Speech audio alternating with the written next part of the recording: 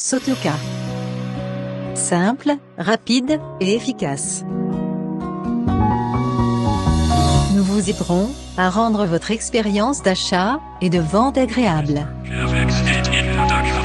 Sotoka, Somba, Teka, P, Kaba. Vente et achat des véhicules. Produits électroniques. Acheter et vendre tout et partout. Sotoka. www.sotoka.net. Habillement. Pièces de haute qualité.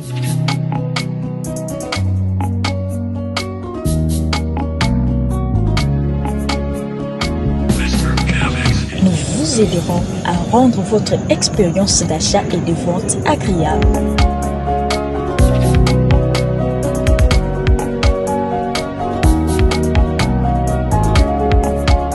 Satisfaction. www.sotoka.net. Bonjour ou bonsoir et Bonjour, bonsoir et bienvenue dans votre émission Shona Show. C'est Queen P Batalan en direct de votre plateau. Yaba couleur congosynthèse.com. Nous sommes connectés en direct sur votre page officielle Facebook ainsi que sur la chaîne YouTube. Donc, cette émission Shona Show, c'est une émission qui a donc lieu chaque vendredi, chaque 2 semaines en tout cas. Mais quand il y a des actualités, il y a plus d'invités. Nous sommes là connectés chaque vendredi à partir de 20h. D'accord? Donc 20h. 1 heure d'actualité, 1 heure de réalité, 1 heure de social, 1 heure où on se donne des conseils, 1 heure en tout cas agréable, d'accord? Présentée avec ma collègue que tout de suite je vais vous montrer à l'écran. En tout cas, ce que je voulais rappeler, c'est que émission Oezapona Bino, donc Ezapona ba famille, vous inquiétez pas. Ici, c'est une émission pour les personnes qui sont très bien élevées, très bien éduquées, bien sûr. Et puis, c'est une émission qui passe des messages, on partage ensemble. Vous allez voir le numéro aussi qui va s'afficher, le numéro de téléphone, afin que Bino puisse participer. Parce que les lots, et ça, sujet, il y a conséquences, en fait, il y a Ekobo. Le thème d'aujourd'hui, c'est conséquences, il y a Ekobo. Donc, on mettra le numéro affiché, comme ça, vous pourrez participer, qu'on entende aussi votre opinion par rapport à ma question. Non, Tuna, comment dire Bino, tout simplement. Les lotos sont là. Makambu, il y a Ekobo, c'est important d'en parler, les conséquences, les signes, ça va être intéressant. Alors, cette émission, donc, elle parle de réalité, elle informe la communauté, elle reçoit, en tout cas, les personnes qui ont besoin de faire la promotion.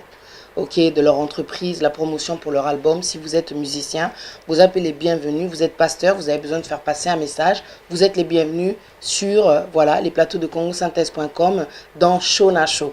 D'accord? Donc, contactez-nous au 0044 7404 5803 81. Et puis, je voudrais aussi préciser pour les personnes qui ont besoin de faire de la publicité, qu'on passe leur spot publicitaire. Si vous avez une compagnie, vous avez une publicité, vous avez un métier, il y a moins 1 minute, donc vous avez une émission Nabiso. D'accord? Donc, Shona Show, et ça une émission Nabino. Voilà. Merci beaucoup. Je vais tout de suite passer donc la parole à ma collègue. Bonsoir, Megastar. Bonsoir, bonjour. Et dépend de la place pour l'émission. Lelo toza na kati ya Shona Show ka ndenge to mesana koyebisa bino tozali awa chaque 2 semaines ya vendredi. So bomoni biso te, c'est que pito pale moke ekoti bo comprendre. Voilà, toza na collègue na ngai Queen P Batalan Pati Nzambe. Comment ça va, Megastar? Ça va, Pati, ça va. Ça fait longtemps? 2 semaines to mon yoté na plateau.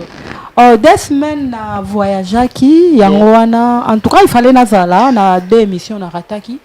Mais nazalaki na voyage moko familial. Boyebi kaka pitopa lequel mpiana azana Bruxelles ayaki na bana. Ah, ça bien. Étant que l'aîné, nakomaki chaque week-end wana obayaki sika il fallait na kena na vandisa.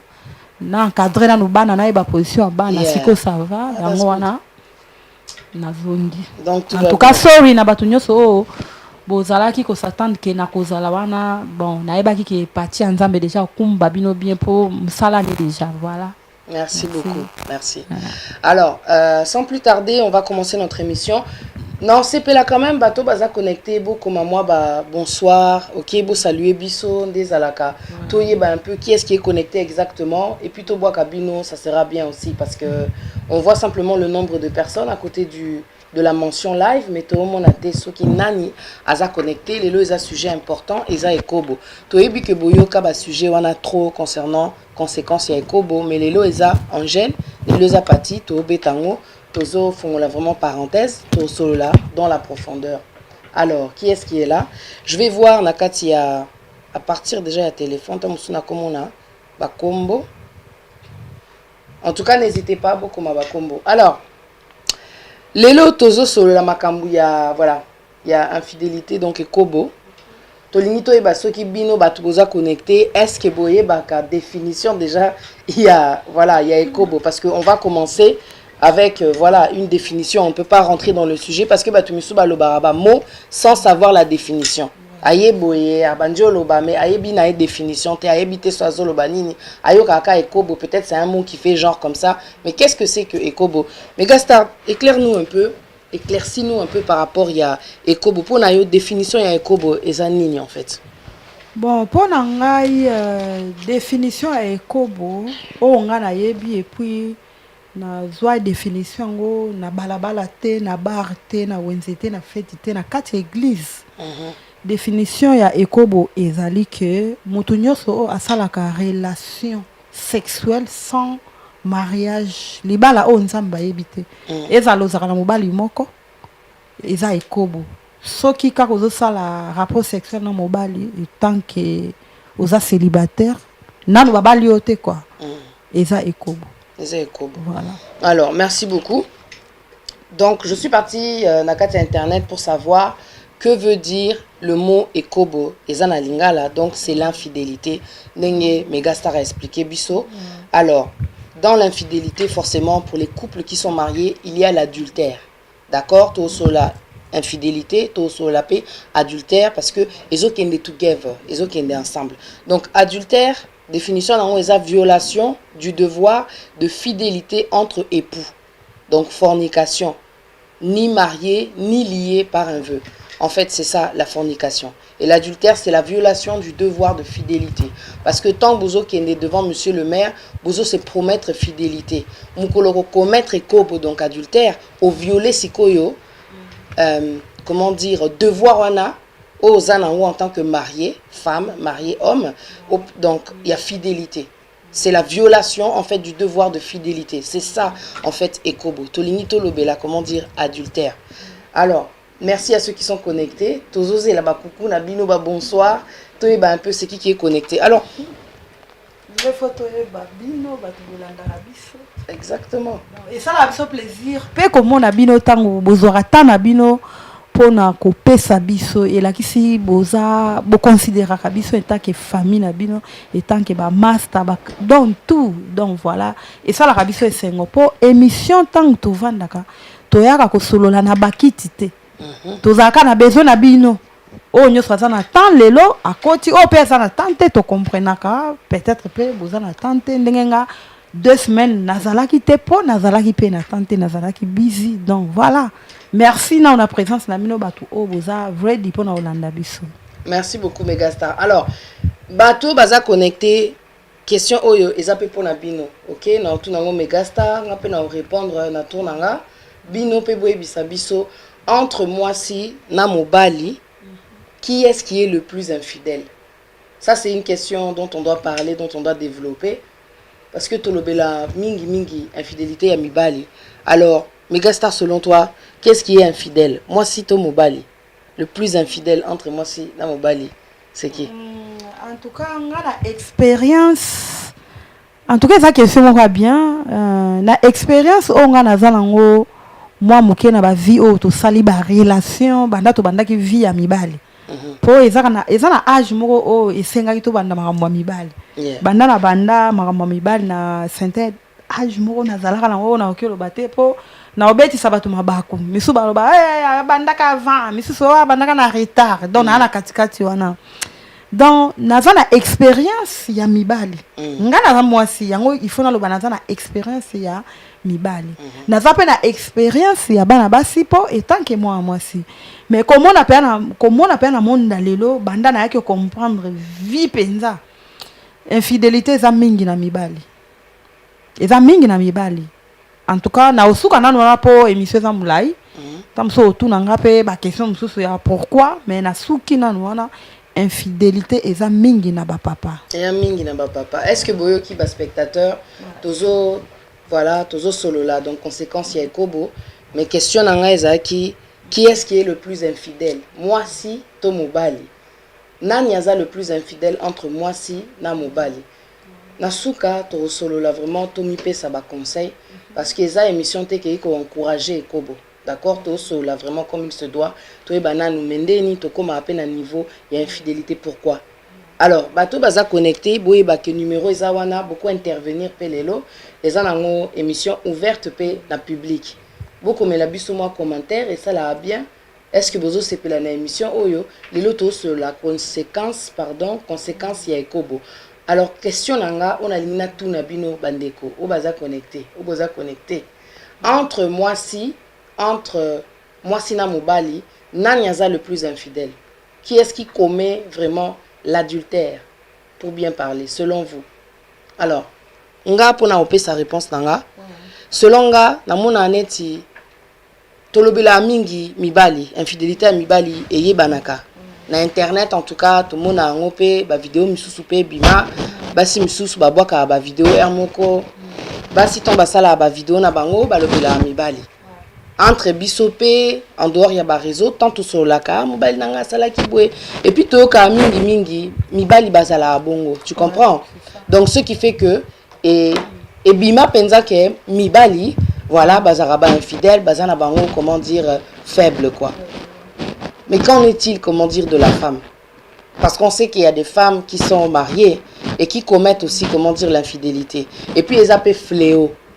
Et à Penza fléau, oh vraiment toebi que lelo, on peut même plus en parler sans tabou. Les femmes mariées certaines, bazo tromper mibali na bango, bazo kende tina kin pour bazo ba bien banani ba jeune garçon, ba chéri, ba petit copain, vous comprendre. Donc pour nanga na ebi que il y a des femmes qui commettent l'adultère au cause à la paix aux anneaux mariés bazo commettre adultère parce que je le vois aussi comment dire sur internet les hommes ne se plaignent pas de ça parce que lorsque moi si azo trompé en tant que mobali organe a eu à toucher biso pe ça la biso bongo mais l'homme ne va pas parler comme la femme parle en fait la femme va venir raconter ça à ses amis mais est-ce que mobali a ozo courage wana ya okenwe ça ba camarade na que moi si nanga azo trompé nga donc ce qui fait que c'est un peu tabou chez les hommes de parler de l'infidélité de leur femme mais nous on en parle comment dire librement. Donc j'ai l'impression que ça ressort comme si Mibali bazaba infidèle et ça plus Mibali bazaba infidèle mais basi je pense que tozaba grande cachotière. Toyebi ko bomba infidélité. Je sais même pas si je peux dire que na mon année tozana hypocrisie côté wana.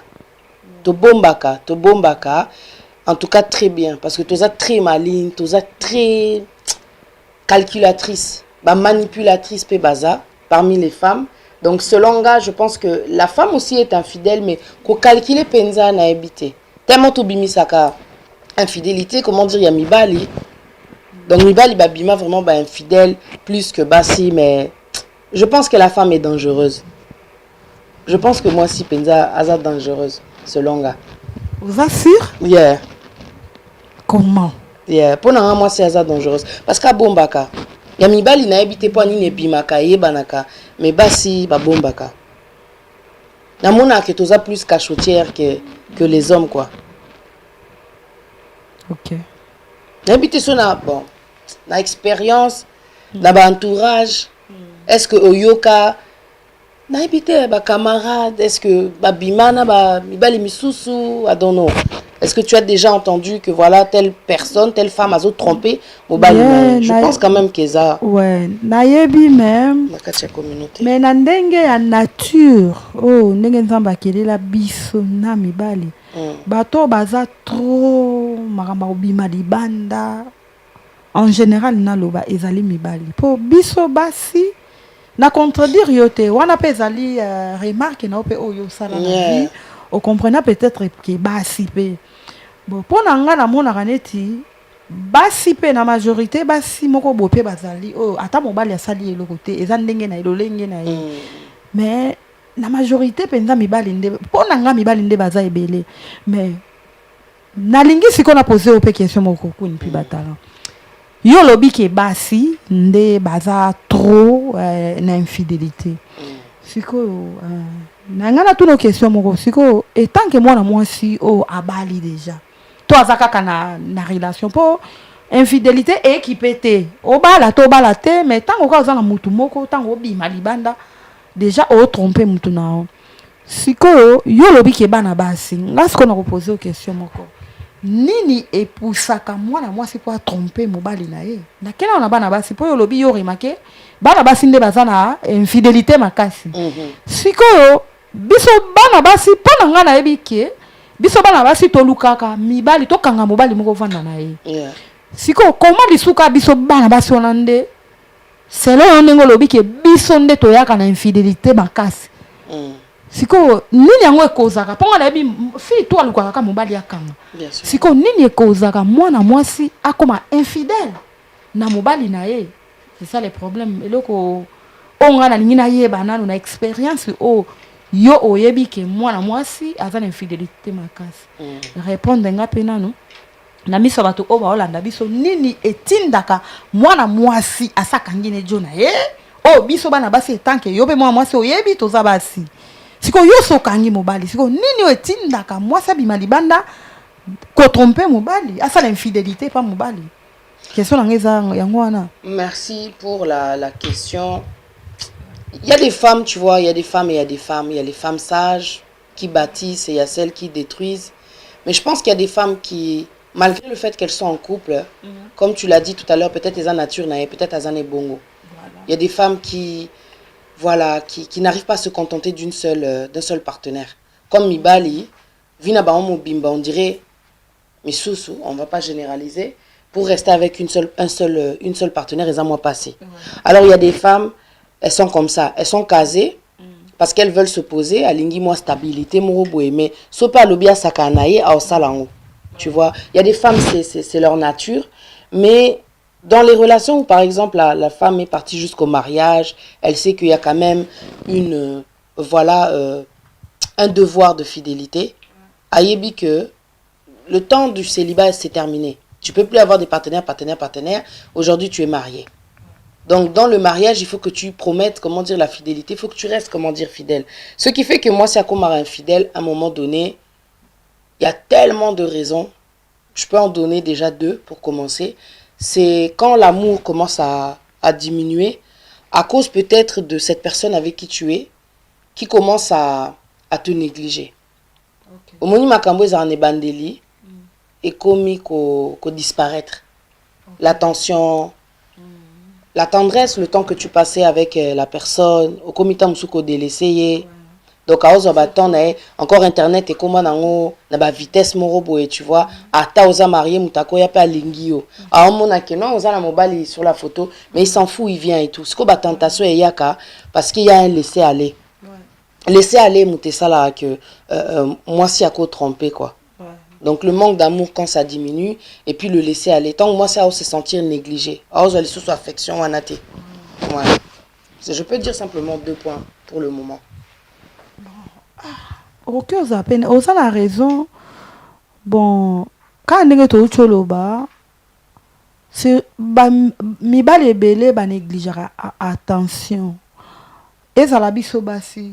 Mibali ba ça a besoin attention na biso na affection na biso omoni déjà tant vous en relation tant au vivara na on ndenge moko boye neti ozana kacha bolingo te pour les bandele ezaka bongo te et oki ozala pe moko ya biloko oyo ba changement wana et oki kotinda pe basi mususu o bazaka na patience te aoki pe bima libanda po amoni so attention na overriete okoma noka likolo so ye mais kalezala ki so ye il faut donc avant na ndako il faut zala na ye il faut passer journée na ye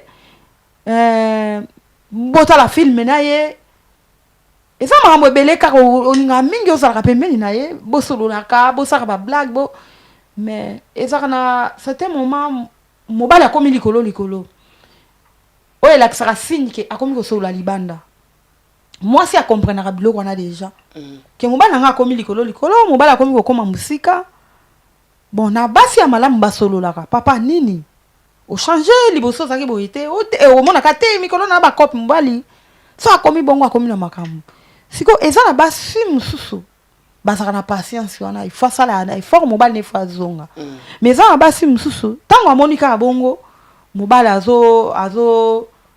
azo kipe lisuta community musika na ye akomi mbala moko kimia na ye il faut bando soula libanda nde sika infidélité kotaka siko basi mususu bazaka na nga pe aso mbala nga azo sa attention nga tenga na préférence nazo nga ba numéro ba to balinga nga libanda malgré na olingana nga bango te na soula kananga siko sans ke baeba ko solola wana nde efungola rapport moi si akende ko sala infidélité mais ko solola est-ce que c'est infidélité pour nous ko solola marié aux en couple mais aux solana kasi ezali porte ya ko tromper mbala tentation déjà on a poti okoya eza mbali muso ba bi solola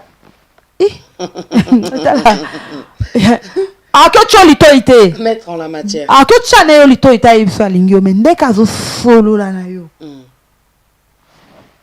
yo moko peut-être oki ko sopana okomi ko linga e yango eza risque moi si oza déjà na relation oki ozwa numéro ya moto moko alinga ko libanda te ote na sola ka po mbali na abimaka trop na tika na nga moko isolé tango abimaka nazwa ta moto moko to sola kaka mena osama bete lisolo na obeta na yoka ngwe pa bana basi otenga na zo nga moto na nga po akipaka nga sute akoma ka so akoti abimi na ye et puis so abimi na ye abengaka nga te na moma wana vome na zo nga moto moko to sola ka akoma sola sikona ko sola ezana ba papa muso ba ebi osala ba ebi osolo le piko sola wana ya kokwa isaka mutu mais tango po okwe okomi na ye alongoli yango akepe sango su côté muso siko place o biso basi il faut to zaka maele po bon na ebité na ebi eloko na okelo bate mais moi sika o abandi ko solo la nde ezalaka porte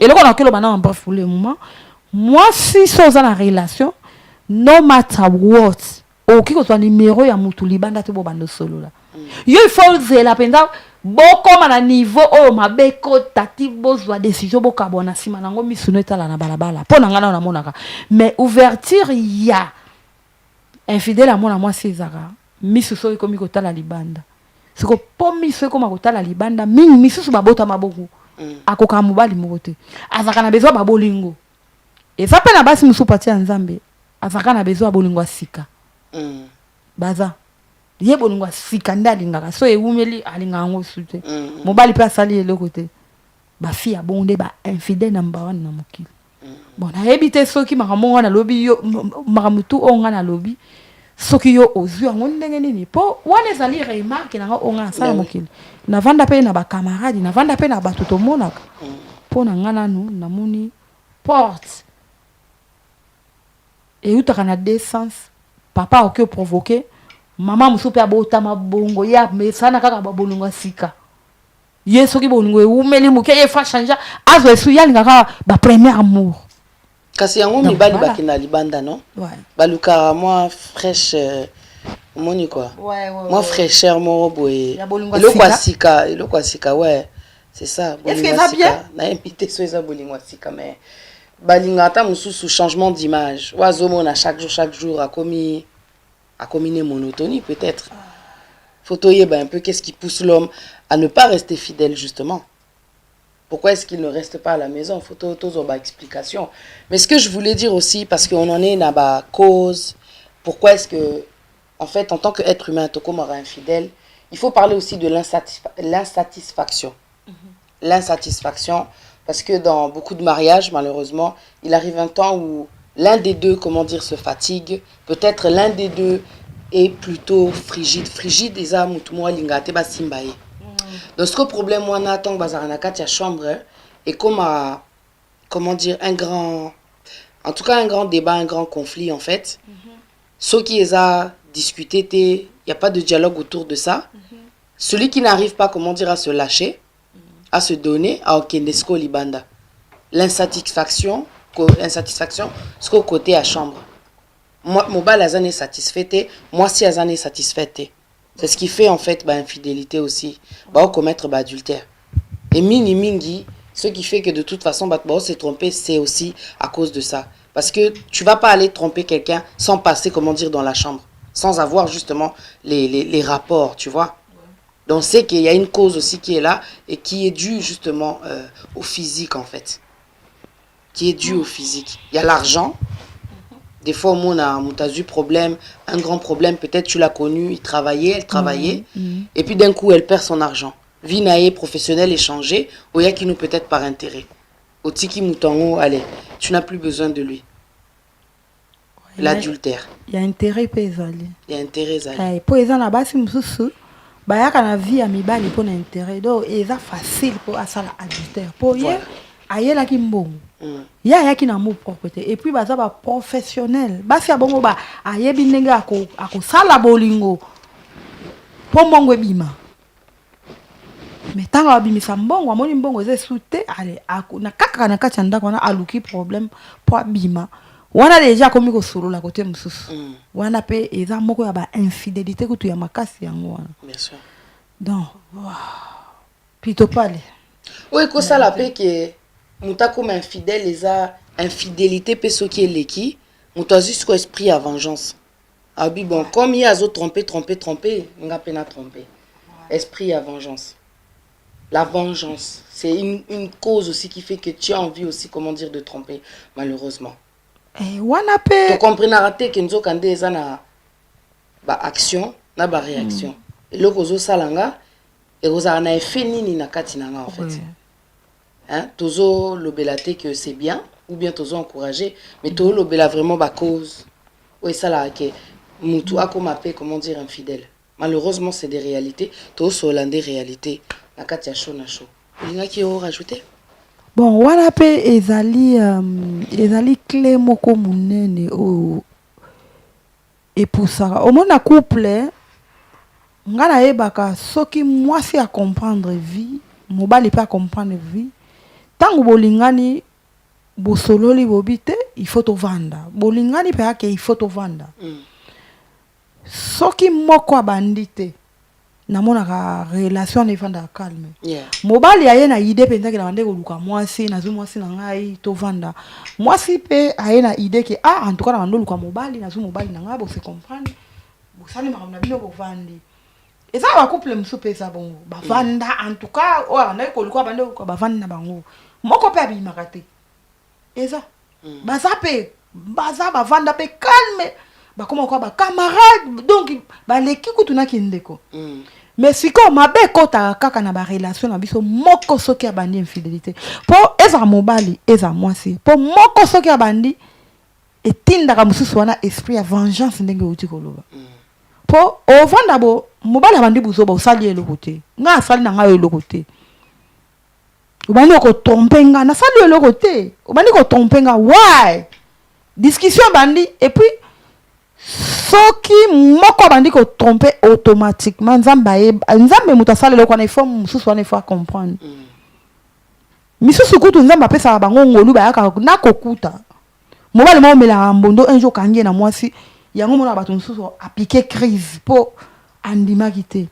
sikoyo mabe sikoyo ezalaka na oya bandi na kati ya relation moto ayaka okotisa infidélité yende aka oboma libala wana po yo ozosa infidélité nao yo ozomonga neti moninga mosusu wana amesana nango mais entre temps yo zobosana ke akomesana te ofungola ba porte eza basi musu penza makila bango avant na mais eza basi musu amona ate akoki na ete c'est que eza bien c'est que obima libande eza bien yo bandi to mwasi bandi to mobala bandi c'est que eza bien c'est que ofungoli déjà porte na relation la bino ke mabe ekota siko batu musu ba yeba te na relation la bino il faut okanga ba porte pour yeba so tromper moninga yeba et comment ma la Bible so tromper moi si yeba tôt ou tard moi ça n'a pas tromper eza biblique really oui na habité son atanga déjà version nga na yoka ngo eza automatique on comprend attends mon version na elobaka celui qui sort avec une prostituée a comment prostituée non eza ka ke nga na vanda jo msona église baté yango babi yo mobali babandolo ba mingi mobali balobaka mobali yo mobali o trompaka mwasi na yo ata mwasi no ayebaka te yeba automatiquement mwasi wana pe akotrompe yo mwasi wana pe akoyeba te eloko moko ekoyela yebo kaka eza nature eza nature mpo nini yo mobali osofungolaki porte mwasi mpe osango na nkote akozwaka faiblesse moko boye ekoteli ye ezali semence oyo yo mobali okonaki ekoti donc ekoaffaiblir mwasi pa akoyisama bien sûr po soki bolingi botonga relation na bino il faut boza makasi mobali il faut za makasi mibali miso bazaka lelo na deuxième bureau mais yeba yango mwasi na opengi jo akoyisama eza na Bible ngana okango masolo no beta na okango na église so trompera mwasi nao yeba nzambe akoautoriser mwasi ona pa tromper eza nature ekokota mwasi na eloko moko esalama mwasi pa tromper mafana yo kamwa ouais siko tolobela nanu tentation siko next time soko kata na église mekana loko sola na passer tout na okaki bo na si akofungulelo si jango bien ouais mais ça na logique moko parce que ça moi je pense que ça esprit moko bozo côté ça parce que déjà ce Bible est loba parce que c'est trop profond ce Bible est loba que quand tu couches avec une prostituée yo mo pe comme prostituée azan esprit moko boy et là tayo et kotayo donc infidélité c'est pareil c'est pareil parce que boza déjà lié tant boza marié boza mutu moko alors les gens ne comprennent pas que ce soit la femme ou bien que ce soit l'homme. Moi si soit bandit infidélité soit j'en ai infidèle à côté na katia libala on a ba infidélité na ye à côté ça on a katia mobali biso to comprendre que en fin de compte dans ce monde beaucoup de gens je pense le savent hein toza d'abord dans le monde spirituel hein faut pas oublier biso toi physique boy mais monde spirituel les alliés ouais parce que parole et lobby c'est pas contre la chair qu'on se bat mais contre les esprits méchants donc ils ont un esprit ou écoute na ba vie na biso parce que to fongo la porte lorsque tentation ezoya au lieu que tu résister, biso to koya na biso, allez boum, ça vient, ça détruit, comment dire, nos relations. Selon toi, Megastar, comment faire, parce que ça c'est une question importante, hein, selon toi, comment tu fais lorsque la tentation se présente? Vous avez un problème dans ta relation, allez, ça t'en ande azaka, aebi que non, il y a un problème, na ya na tentation, na proposé, mutumoro boye, à quoi isae. Comment tu fais pour résister à la tentation, pour ne pas tomber?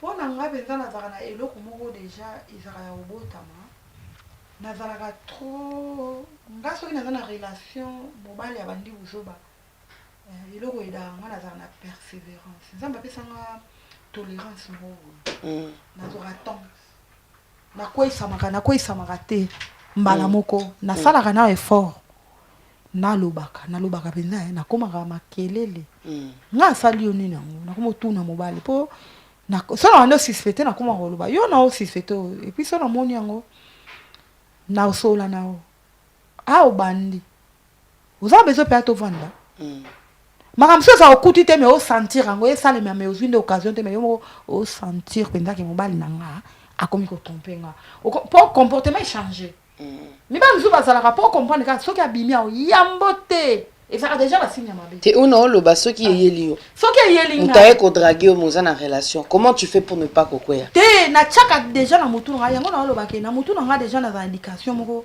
na vivaka na mobali moko à la fois et ça lokola éducation moko na mi pe sa penzanga et puis comme il peut ça te na bota mabongo ngalinga mutu moko à la fois tentation ekoki ko ya nango po même ndeto sa bo parti même itisiko ba tentation ezebele na ebisuyo Soko za makasi te okokwesama. Soko za nango te okwesama oui. Mais ezaka ke so za na relation. Soki ozaka no bongo ka mibali te okokate. Mais soki kaka relation kufi o changer. Relation eyaka tentation eyaka. On a pe mutu mo boye pe ya bien, on a ka on a zalaki na epe azaki ne ka ayaki ka bu. Peut-être pe on a kozwa o tam susu yende Satan. Vomi na zala na diabulu nanga o na yeba. Na zala na ye. Yeba ya kabu. Na yebi te tam susu ya koleka mabe. O mona bablo wana nyo se faut ça banaliser on a. Raisonner. Faut raisonner. Ya zo yabo. On a zana epe ayaka kabu. Mais okutu na zana ye na yebi ye na munana na ye. Po oya zo mibali nyoso pati ya nzambo bayaka kolinga biso.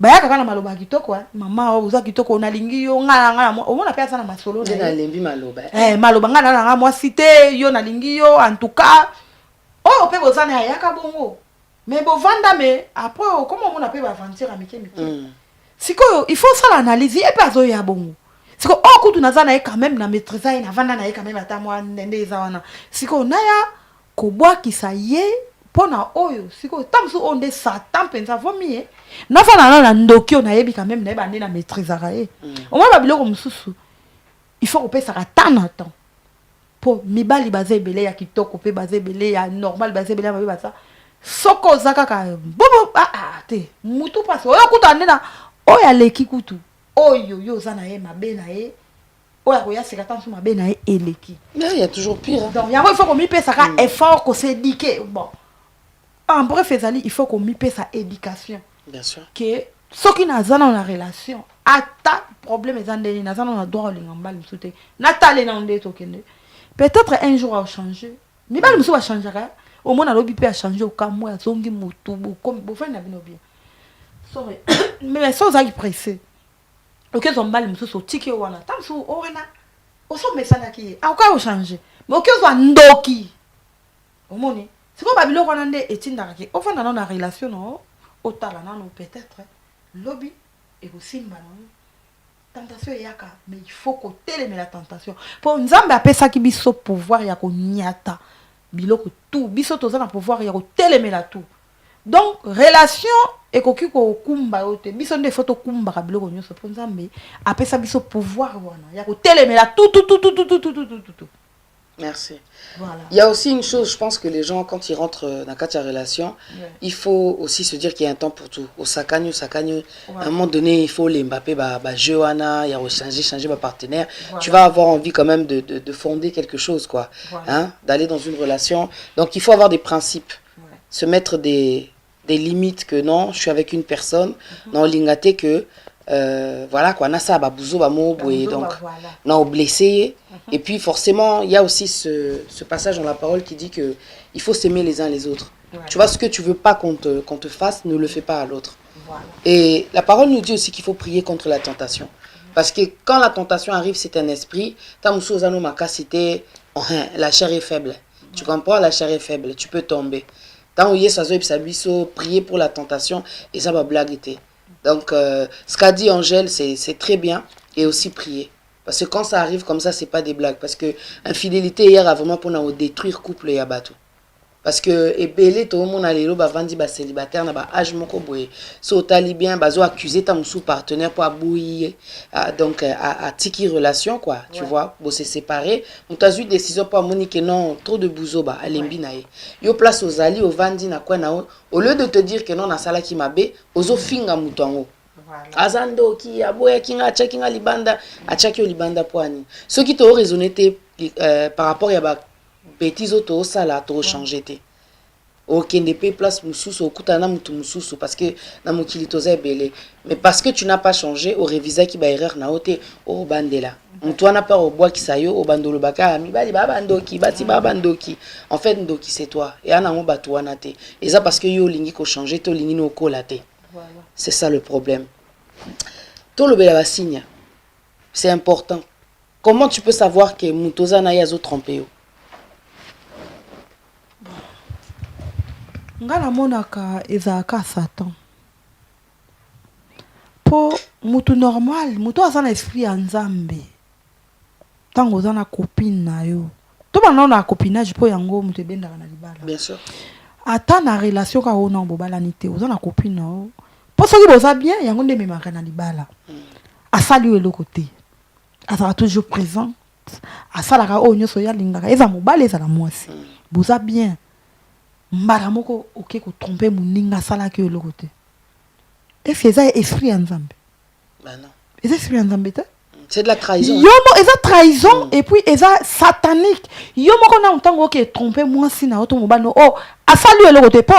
Misusu ya kana vengeance. Kanda mobali ko tromper le ki yepe quand on to lo babo ezaka biblique so tromper mwasi faiblesse moi côté le pe pas tromper. Wana eza makamususu mais boza penza na elo côté boza bien. Mobali ka po abeta ki tour. Mwasi accorda ki obeta tour nyomro ki tam so fait abi ah chérie kende apesa ki confiance na ye habité chérie yo ki on a fait lelo en tout cas na bien te na ko li mpasi to bloko na lia ki sanga bien te ou bien na sa na tongo lobby dimanche na sala yo ki na fait on a confiance ba pesio yo ke kuna OK au monde ba fille ba ya ki libre allez yo oluli na ofi moko kuna loko ape ba fille ebela lelo ba etala kabango te ye amona ka garçon matisi angati moi ande kaka wana lokola bimaki na moi c'était pour na il est libre azui balingani ba pesa ni ba numéro ali boko mo benga na moi si mususu ti bo pesa rendez-vous kaka na moi confiance à mukieta muke au moi si atikela ki liberté aucune pour neto zakana droit okanga mutu te na relation confiance nde et ça la relation na biso siko yo na moi tamu ki a confiance ba pesa que OK na feti OK ko linga moi si to mobali on azolo baka o ezaka mibali te to basi yo OK ko trahir muninga eza esprit satanique eza esprit nzambe te po eza na bato muso soit silisika ko sala ngo mutu ezonga bando regretter regret wana kaka ikomi ko tungisa ye akomi ko oka moi si na eto mobali ne soni me mobali yango ayebite moi c'est pas éviter mais comment ko déranger kaka pour comprendre que eloko malamu et dérangera mutu te ata bato bakenda tromper et dérangera bango mais asa côté na sentiment ya satanique atika exactly quand ça te va sepela kanango ba comment ko se déranger et ça culpabilité tant culpabilité pourquoi esprit wana asali nganini mais tellement satan zana makasi moko soko zana nzambe te à conduire vina o mobimba pe à détruire ango utikali na wana et fi wana pe kuna te mamu yibi a omona déjà ke bosi bobimaki akomi kolato yo pe mobali bosi bobimaki okoti na ba sentiment moko ti obomi libala na o lobi pe so bovandi na ye omona pe libala ngo pe esimbite vina o e baby eza makambo e komama déjà na bible infidélité mema batu misusu na ba omoni ozaki na niveau oyo omoni tango ozosa parcours na mwasi bokei beaucoup ta inatang à galère après bokei bou société et tout allez na katia tu vois ou pas élévation okuta ina Jézabel obiki mobala koya se retrouva na se et maintenant ça c'est une histoire vraie qui s'est passée aux États-Unis moi si mutabenga nga betelanga parcours ya mobali nae moi si ou a trompa comment dire moi si on a betelanga li solo meilleur ami nae mutabimana jonae mais meilleur ami wana esprit azaki nango ya destruction atia mobali wana na se il a tout perdu il a failli perdre son enfant il a failli perdre ses documents même mikanda nae elle a foutu un bordel d'aller dire même à la police que ndeza bo écoute mobali yango violara mwana nae boye tout ça bakino kanga na musala. Donc il y a des rencontres qu'on fait, ça va te finir et ta réputation et ton argent et ton statut et ta réputation. Ça vient, ça te finit. Non, mais comme tu dis, c'est vraiment Satan. Il faut tout lever là-bas, signes. Parce que les signes, c'est intéressant. Comment on peut savoir que Mouton Azanae Azo Trompenga? Les signes. Oh, yeba. Voilà. Oh, yeba.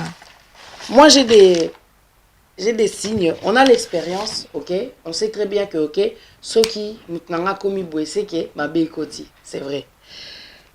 Il y a ce changement, comment dire, d'emploi du temps. Oye barake mutunayo abimaka 9h, azonga à 17h ta musupo 6 à musala 16h. L'emploi du temps.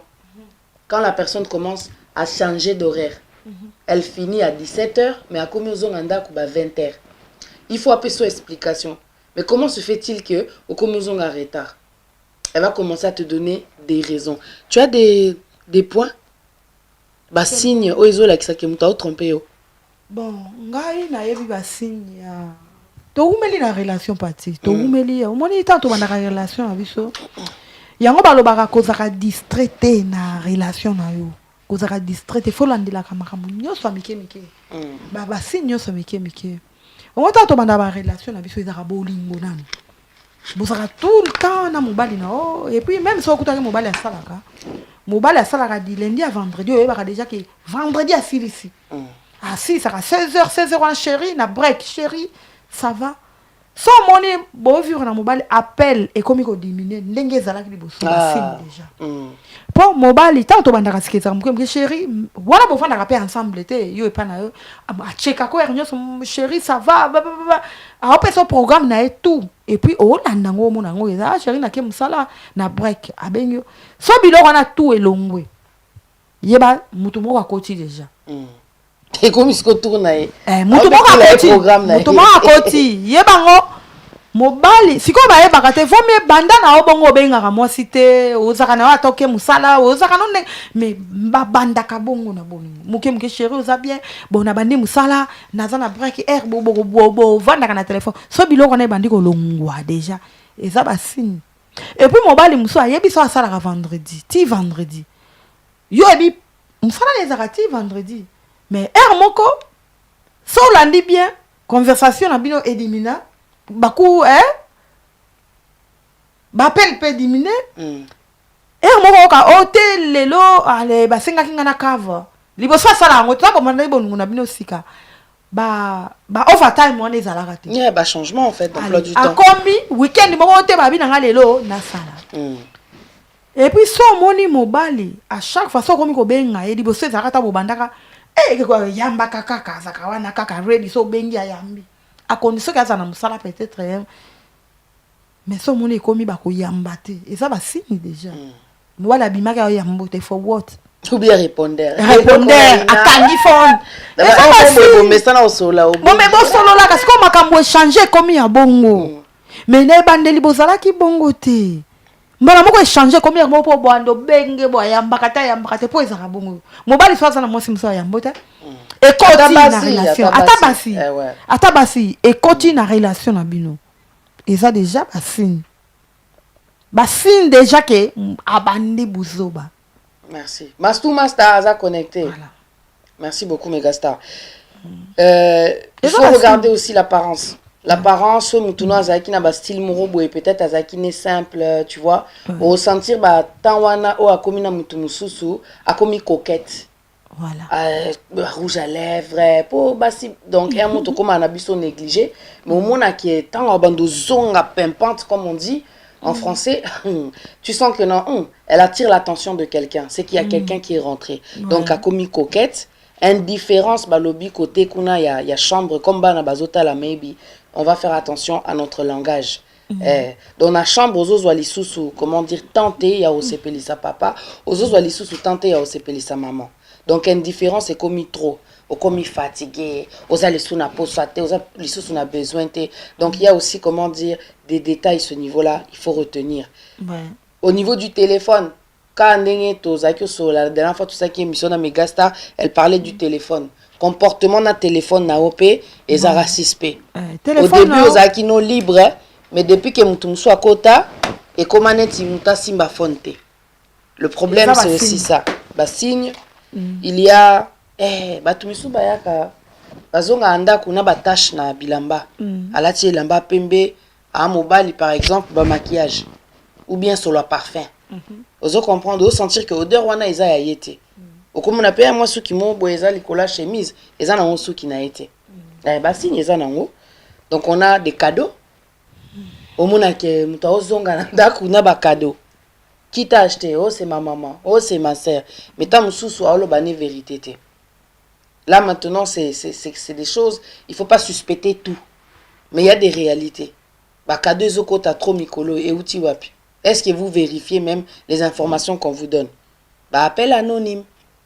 Bah, appel privé. Pour quand moi, par exemple, je rencontre quelqu'un, naebi kazana moi si n'a pas allé. na olinga te ki mutu wana aza na numéro nanga pour éviter des problèmes na bando benga appel anonyme. Appel anonyme et ekota trop mikolo yo. Et cause à la paix, comment dire signe. Tu vois. Mais quand c'est Rosana signe. Signe muso ezalaka. Appel muso ekota na phone na mbali no échanger ayambaka te na misu no. O kaka mais ba obengo te ba déranger. Mais liboso phone ne bando de la tête. Et puis so mutu nyoso bengi fa yambe fa sala tu yefo okanisa mabete. Pendant minute on a kuta ki azaki na mutu te. Voilà. Kaka maman ça va asola kana misu no. Mais mbala woko komo mona ba appel mususu soki ebengi ayambaka te. Ayambaka te na misu no yambate. Eza déjà pe ba signe mabe. Po soki mabe ezate. Numéro tout benga ata oyebi bango te faut yamba po o tia moi sino à l'aise po toyeba ke eza nini ya mabete me yo oboyo te na oyamba te o bango yamba po na nini pesa ngala yambela ona loboza te basi na misu na yo pe akoma ko kanga tele akoma trop ko kanga téléphone so boza na ye ouais ba mode avion ba avion ba nini eza ba signe déjà que muto asabimi libanda neti ngai pati exemple naza na relation naza na copain na ngai to mobali nango abalanga na mbongo exemple to vandi coup de fil moko boy eye na yamba te pourquoi il faut na yamba il faut na koki kolinga te mobali nanga mona nga suspect poso na yambi te za suspense ya liboso koma mbali nanga numéro moko na yamba te na loba na oteba na yebi ba non yekuta ko tin nanga te fo yamba ngana yamba pour amona ke na osola mutu mabete qui y a rien mais so moni mobali yamba to lobi na epa boyi ayebi batu wana mais ngala yebi na saki na relation moko bokala relation na en tout cas téléphone na ezaka na maboko nanga to tanga kombote moko ba relation na ngai to bandaki na biso to bandaki penza bon ti pe to sili saki en tout cas téléphone ezaka na mesa na zaki na droit nango vraiment na fait na droit nango na bando zala en fait ngana zala ki trop na ba chance ya ba bloko wana ya ko yamba ba téléphone banini siko isa na moko ye penza téléphone ezaka na uyamba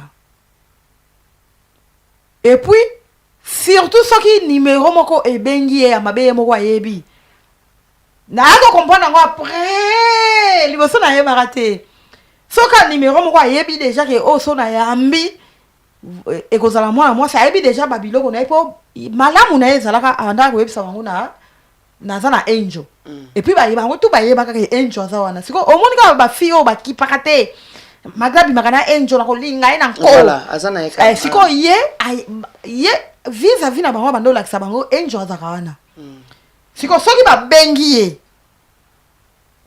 ye ba atinda kanga angel yambela nga téléphone na po ayebi ke soki ba zwinga ba kata téléphone et puis ça la ki bongo au moins soki ba bengi na yambi allo on a pas numéro allo ni akalata akati ngabi mais nga na yambi abi il fallait tout na bango nga yebi te na pesa ke yamba mais yemo ayebi déjà que ba bengi na ba luka ba problème ba yebi et ça déjà ma solo na bon je préfère muto bongo je préfère ça je préfère pour na yebi transparence ezali mais mutu penza aza 100% fidèle à zate mais quand même du respect au moins du respect et ça bien quand même que au tikela nga téléphone na yambaka quand même ba banga mama yambi mobutu ayambi ale bango moko ba okate ezaka quand même père respect mais na yebi ke tactique na yebi ke yemo kwa na ki bango après tika kaposo ba yoki nga ba okata ba benga pe soute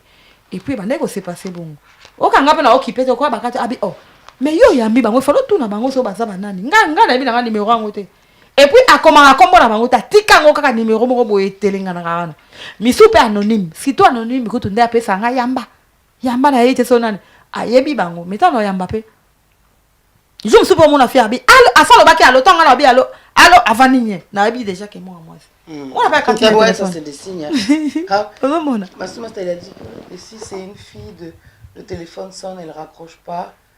Elle met sur vibreur, ça veut dire quoi? Ouais, voilà, merci beaucoup, c'est ce que j'allais dire aussi, parce qu'il y a des femmes, il faut aussi faire attention quand vous êtes dans des relations, vous les hommes, elle est sur la défensive.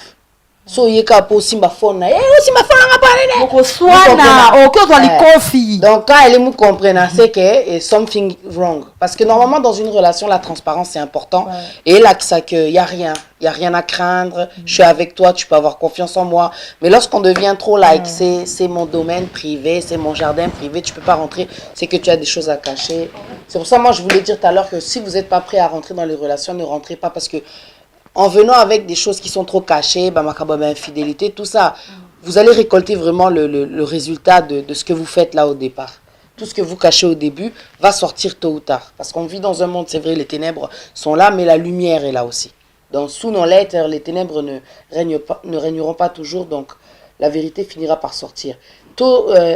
Par rapport aux signes, je voulais dire aussi, tu sais, des fois, il y a des gens, ça la bagaffe, Aobimana Vanessa, et puis Ozonganda Azobengo Sophie. Vous comprenez donc il y a un embrouillement total. Au moins infidélité, ça fait passer les gens pour des stupides.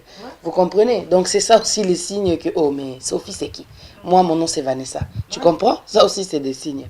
Tout le belanan ba conséquence parce que je pense que à force de dire que non ezaranango bongo être humain changera tout le temps, toute une vie rester fidèle les a possibilités.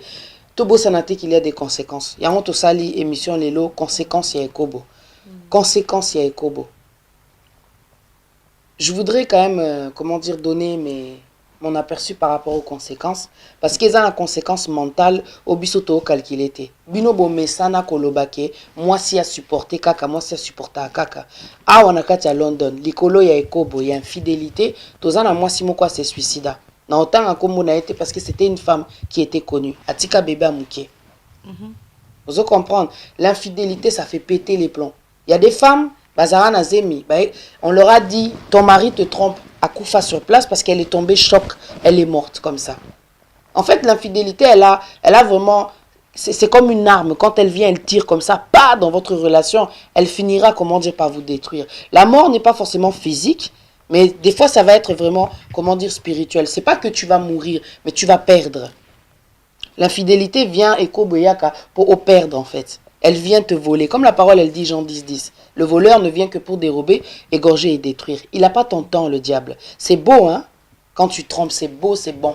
Mais t'as la psycho comme c'est beau, Lolo. Tu es seul aujourd'hui. À cause de l'excès, il y a infidélité. De l'excès, il y a infidélité. Les conséquences bon mon até ke batumisu bo ça ba dépression tellement azo supporter bino bon mon amuta supporter mais na kati makambo sala ye po biso ba africain to calcula makambo ba psychologie hein mais muto azo supporter o ezo sala na kati biso to kipate mais nani na kati yote machu master akomi a tuni biso ke et si c'est une fille le téléphone sonne elle raccroche pas. Elle met sur une vibreur, ça veut dire quoi? Là, on a PCP exemple. Tromperie, infidélité. Azana est suspect, mastou master. Azana suspect. Ouais, Azana est suspect. Suspect, makasi. Ça peut être elle évite des gens, mais si vraiment elle évite des gens parce qu'il y a des problèmes, maybe ta famille t'a évité, elle va te le dire. Mais s'il n'y a pas d'explication, il y a juste un silence, like non, je vais pas répondre, c'est un peu chelou. Parce que si vous avez une bonne communication avec une copine Nayo, à expliquer un truc comme ça, on peut se explication. Mais ceux qui au monde inquiété à Kangami, c'est qu'ils assistent. Et puis, ils appellent à Bassini Moussou Mobile sur la communication dans quoi Kangami téléphone. On le bac est en mode avion. Bassini yango wana. Ce qu'on va conséquence. On a raté à quelque suba.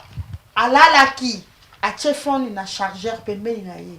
Tango a telemi na buto s'il vous plaît ou tu na pongi a 8 téléphone à qui nango suspect wana kutu komi tout na mbala mote yeba mamba dato tamba ndazana yeah ba habitude na téléphone so ba conséquence on en est là aux conséquences ba conséquence c'est pas mutu au hasard azo vivre infidélité quoi ouais. On peut parler même des deux hein. Celui qui commet l'infidélité, bah conséquence pour na katia vinae, pour na vinae, et celui qui vit avec la personne qui fait l'infidélité. Et ça a bah conséquence. conséquence. Il y a le sida, il y a tellement de choses. Et puis ça risque. wana komi ba conséquence ya ekobo okoboma muninga conséquence ngona yo ko yana liwa na kata relation na bino po muninga avandi calme il faut to sana na mutema ya bolingo mutema mawa conséquence a tromper muninga eza okyo ele malade soki malade te okyo belisa muninga stroke to AVC opesa ebolingo yo moko obandi ko swele bambanda bato mususu mutu na bango ko kate lobby abeli AVC abeli mutema akufe moni conséquence oyena liwa na kati ya relation na bino ezaka na ba relation na bisote ekobo conséquence ekobo ebomisa bato bele soki na cimetière lelo patia nzambe soki okuti papa moko expliquaka mutu bo akufa ki bo mutu bo okuta mingi ya conséquence ekobo ba cimetière eza na mingi batika mokili pona conséquence ya ekobo conséquence ekobo eza maladie imagine balo bakota na voilà bato bakota amoni partenaire na ye na kati ya chambre na bango na mbetu donc obiki bato misu bazo ba choc na vient ngana camarade na ngale lo ba cha épice o na otanga kombote ba koma na niveau ba opérer e mutema patia nzambe na ko biso derrière caméra jour kaka oya kanga mobali na ye na mwasi na mbetu ayoka mutema epasuka pa yazo kanga ba blague nde jour mutema na ye e bandaki pasi ya mutema banda ti lelo a continuer na ngo ti ba cha épice jour kaka kanga mobali na mwasi na mbetu ta kuti bango mutakala mutema ti pa odika ndenge za choc ya choc ko aoka pasi moko boye ya ebika pasi wana eleka mutema ezoka ti lelo mais yena mbala ngo bazaka sute bakabona mais ya tikala na pasi ya tikala na pasi bacha épice basala opération lelo akoma na problème mutema pona bolingo trahison okyo bomisa muninga nikole kobo na o un homme azaki na maîtrise auta musala en fait basi ça qui plutôt mais moi ça ebi que mobala zonga à 20h mukolana mobala zonga à 16h moi ça eba été moi ça eba été oh my god atika peu porte so endeni atika éclaté donc lui quand il est arrivé à checker à fongoli porte ayoka ba bruit à côté na chambre boye amoni moi sine likola mbetu quelle malédiction. J'ai dit, mais qu'est-ce que tu as fait au bétail? Moi, si on a tes potes, il y a une réaction, mais sous-soupé, ça très grave. Hein? Même sous bouma et tout ça, quoi. Et il m'a dit, Pata, nazo bilo na kenda. Na lobani oni a, na linga écoute. Il a encaissé. C'est comme ta kenda na choc. Ouais. J'ai dit, en tout cas, respect, quoi. Maîtrise. A kenda na pas si on a un choc, wana. Conséquence, c'est zappé. Vous savez, le manque de confiance. Somme toi tromper ou trop assurance c'est ici là où tu te dis est-ce que je suis bien est-ce qu'il y a bien pour naïe pourquoi ils ont trompé na sous goût n'a été qu'est-ce qui ne va pas je lui plais plus tu te poses comment dire des questions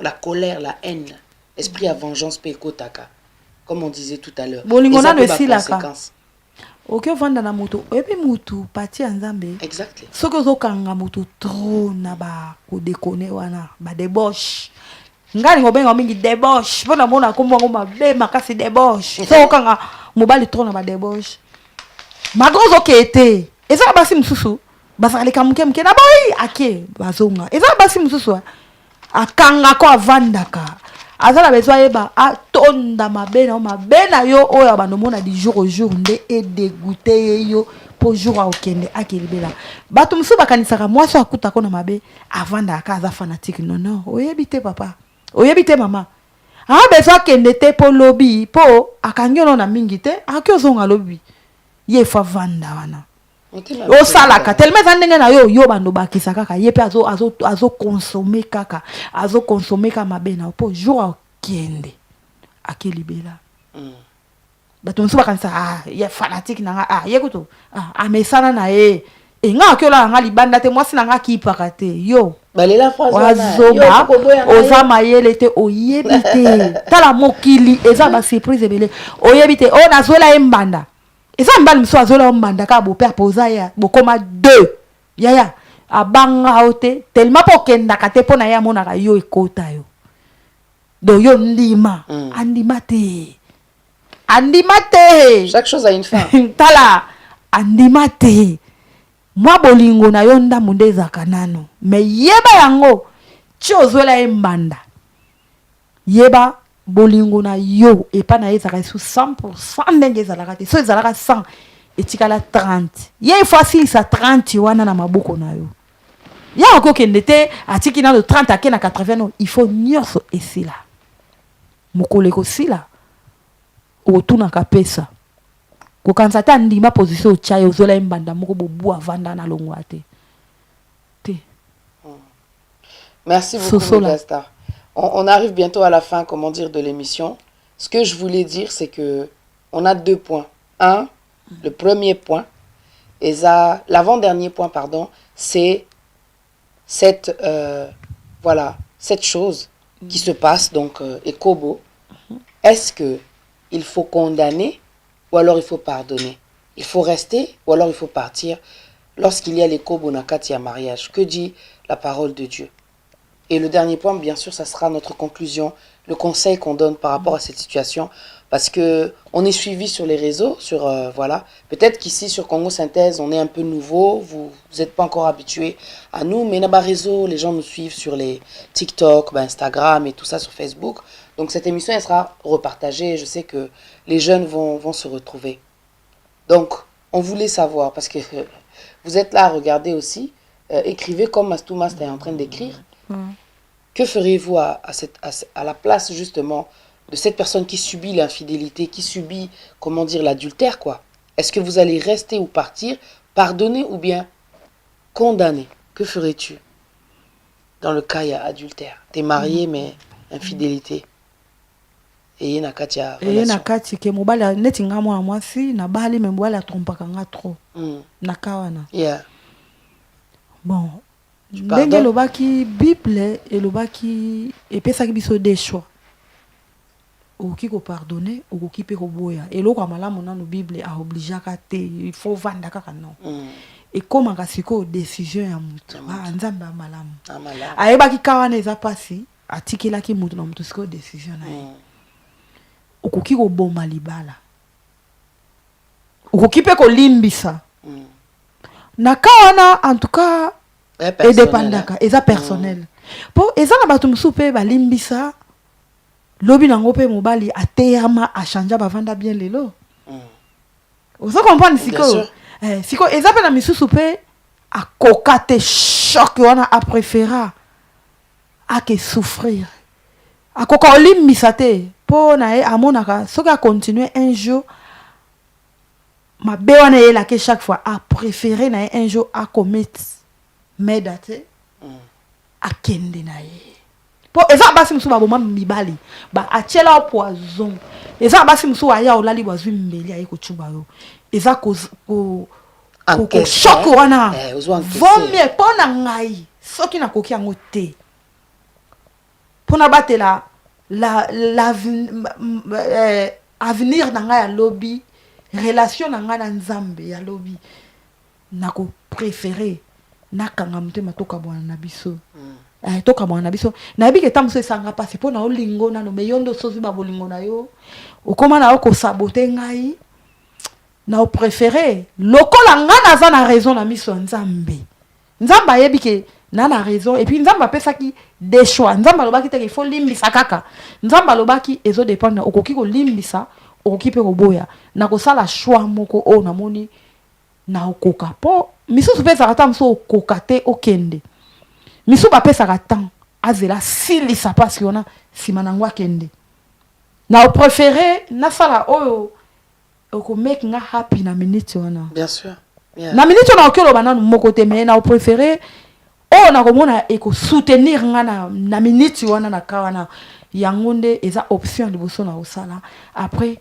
na deuxième mais automatique soki mwasi aokanga kangao na tromperie yeba bolingo ezaka so à 100% etika la rappel ata na katikati te ekomaka 30%.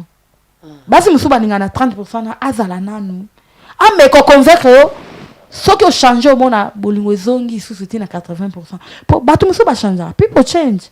Et ça la mibali musunde a changer ka te.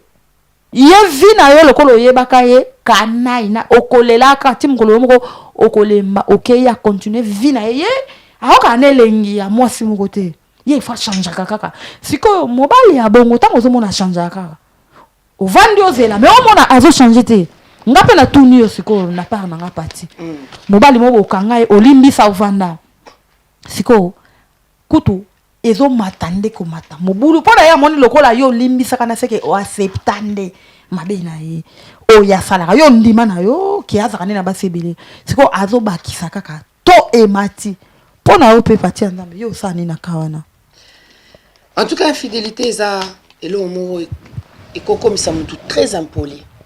Très impoli. Donc, il y a des gens vraiment tout. Donc, et Kende, donc, ils ont beau aimer. Au moins, au beau sanipe éducation, tellement d'infidélité, les qui au comité mutabitumba. Aux autres téléphone au fin à cause de l'infidélité au commis mutumusupo déjà ceux qui infidélité côté et sa destruction et qu'on y a pas na ko détruire yo kimia ozanga kimia confiance les souter et pas mutwana zo tromper tu vas où tu fais quoi pourquoi t'as pas répondu kimia les souter vous comprenez na mutwana peut-être ça donc mukolana a trompé na yote mais donc au tellement malaise vous comprenez tellement moni belé Oko ça peut ma campo se venger. Tellement infidélité les qui belé au lobité muto foité yama. Et ça peut genre na yote, ça peut éducation na yote au lobité muto foité yama. Nga yelanga pour dire la vérité hein. Et yelanga ba makamba bongo ozana muto lingi makasi. Mais ye boule na so azana moi si ça la ce qu'il veut quoi. Et ça ba école misu ba ça un peu n'importe quoi na basi. Azo comprendre que ça na basi misu tu peux pas faire des choses comme ça. Mutu mususu aotika na yo, mutu mususu donc aotika yo ça là ce que tu veux. Mutu musu boya, mutu musu aotika na yo, a se venger après boya. Ozo comprendre. Moi tout ce que je peux dire c'est quand il y a l'infidélité part avant qu'il soit trop tard. Parce que yopé okosa ape mutuana mabe soza mutu akanda parce qu'infidélité ekota akanda donc je pense que bozo sentir état d'esprit nanga ngana mutu moko ce qui infidélité ezokota nga kanda makasi ekokomisa nga pe esprit mabe parce que eza na esprit ya mabe mutu ekota likola kanda okokoma pe très dangereuse et belé abasi pe baboma il faut dire la vérité bakoka na bango te mibali misu pe baboma basi na bango bakoka ki infidélité te. Ok, that's the reality. D'accord, toi, nacho, sur la réalité, donc je parle de réalité. Donc, il vaut mieux partir. Ceux qui ont cocaté, il vaut mieux partir parce qu'il faut changer. Faut faire attention. Oko m'appelle insoumise. Moni, moi, c'est n'angayo que là, vous obéissez qui papa, au kokane li souté, au mon ali sous intérêt na otina katia relation, au l'accent non zélate, au asuna vision te, au yaki au sa ni na vie. Au loulé souté. Vous comprenez donc relation na bino est comme trop net. Oui. Il y a un équilibre. Il y a respecté. La stabilité est là. Parce que quand tu ouvres la porte, il y a combien de démons bakota qui na katia ndaku wana ou bien na katia nzoto na wana au mona mutuno a changé pour ani okina libanda ozongi na nini bazongi combien to mona ka mutu moko mais spirituellement baza combien na katia mwasi nao ote mwasi aza précieuse papa yo posa précieux. So mon ateke yo posa précieux oza lokola entonnoir na kati ya mwasi nao yo siko makambo ekota o déverser na kati ya mwasi nao mais to mona neti bon ya na on normal mbali ba bongo makambo bozo apporter na kati ya banda kuna bino bozo ebate. Là je parle vraiment de l'infidélité en général même basi tant que bozo même infidélité na kati ya parler ezana mibali ebele ba perda ebele likolo ya basi ba commettre infidélité toi na biso parfait. Il faut apprendre comment dire il y a que se pardonner. Mon côté a parfait na katia mokili. Mais je pense qu'il faut apprendre à se pardonner. Mais qu'on pardonner l'obité de rester na muto azo respecter oté. Oko kende pe pardonner muto na ozo continuer bina yo, o sali confiance na nzamba, pesio vraiment muto à cause na crainte na ye parce que le plus important c'est d'avoir la crainte de Dieu. Quand tu as la crainte de Dieu, tu sais que Dieu te regarde. Ozana difficulté à osa la passer. Même si tu tombes, oye ba ko senga pardon. Mutu mususu a trompé yo, il va te dire et cassé.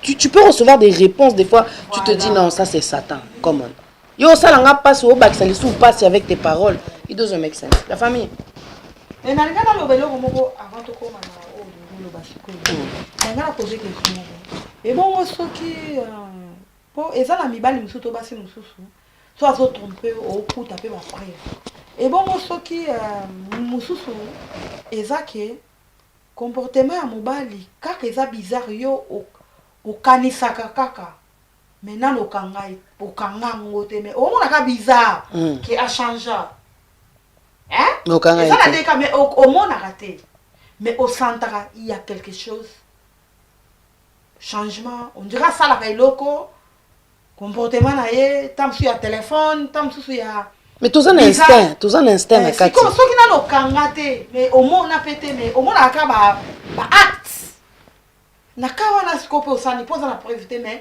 yo moko omonaka aza na basigne ya infidélité ya ekobo eza mais omona nano te okanga ye nano te tamsu nzambe apesa nano chance okuta yango te na ka wana ezaka nini osani balobi omoni moto azaka eza bato misu bamona aza trop mayele trop discret trop like atimba trop amonake no makambo osala baoyeba te balobi il faut se méfier na moto abatami quoi tu vois pour aleki yo na mayele mais moto aleki nzambe na mayele aza te na mokilo yo na se ozomona ozodomine ozocontrôler situation mais nzambe alikolo aomona apesi biso mpe bana na ye parole na ye Jérémie 33:3 invoquez je vous répondrai je vous révélerai des choses cachées oyebi ke ya na basi misu bamona na butu azolala boyebu amoni mbali na ye na mwasi na ye mobali moko mpe abenganga alobi oyebi ke makambo eyelanga na butu namona mwasi na nga na mobali mosusu nzambe alakisaka pour Dieu existe. Si Dieu existe,